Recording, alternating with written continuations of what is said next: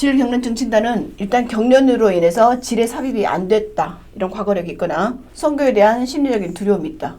골반 검사나 내진할 때 질경련증의 진단을 확인할 수가 있고, 병력이나 신체 검사는 성교시 통증의 다른 원인을 찾는 데도 도움이 되기 때문에 다른 원인을 찾기 위해서 내진하거나 초음파 검사를 하거나 염증 검사를 할 수가 있는 거죠. 여러분이 가장 궁금한 게 질경련증 그럼 어떻게 치료하느냐, 이제 치료법이잖아요. 먼저 상담을 하고요. 그다음에 심리에 대한 교육도 하거나 심리 상태가 어떤지 보고요. 여성의 질과 남성의 음경에 대한 해부학 교육, 골반 통과 근육 경련에 대한 해부학적, 그러니까 해부학적으로 여성의 질은 어떻게 생겼고 어느 부분이 경련이 일어나니까 그걸 어떻게 이완해야 되고, 이런 해부학을 좀 배워야 되고요. 그런데 처음에는 손가락 삽입부터 시작해야 돼요. 그래서 손가락 하나를 천천히 떠봐야 되죠. 본인 손가락을 넣는 것이 가장 좋겠죠. 손가락을 넣거나 뭐 탐폰을 넣거나 뭔가 이렇게 질에 삽입을 해봐요. 그리고 나서 이제 이게 되면 확장기를 삽입하는 거예요. 베지날 다일레트라 그랬고, 이렇게 생긴 확장기가 있는데 이게 이제 1번부터 좀 큰 거, 2번 이렇게 좀 더 큰 거, 3번 이렇게 점점 사이즈가 큰 걸로 이제 넣는 거예요. 근데 만약에 못하겠다 그러면 병원에 와서 마취를 하면서 이제 확장기를 한번 삽입해 보는 거예요.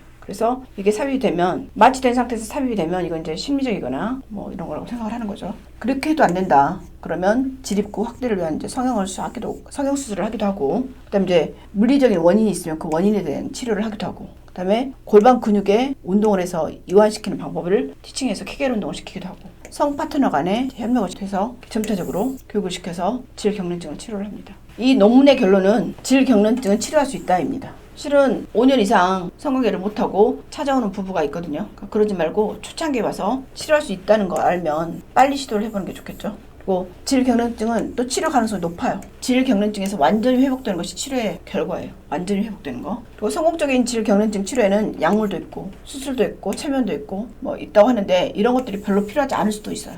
그러니까 본인이 손가락 넣어보고 그다음에 질의 확장기 넣어보고 이것만 갖고도 치료할 수 있다는 거죠. 간단한 프로그램을 따르면 대부분의 커플이 고통 없이 즐거운 성교를 할 수가 있어요. 이런 치료에는 교육, 상담, 골반적 근육의 수축이나 이완 같은 케겔 운동, 이런 것들이 포함이 돼요. 그리고 질 확장하기 위해서 이 질 확장 운동은 플라스틱이나 뭐 여러 가지를 사용하는 것이 좋고, 성치료사나 기타 의료 서비스 제공자에 따라서 이런 지시에 따라서 이루어지면 되고, 치료에는 파트너가 같이 협조를 하는 게 좋겠죠. 전체적으로 더 친밀한 접촉을 포함해서 이제 궁극적으로는 성교로 이어질 수 있도록 치료를 하는 게 좋습니다.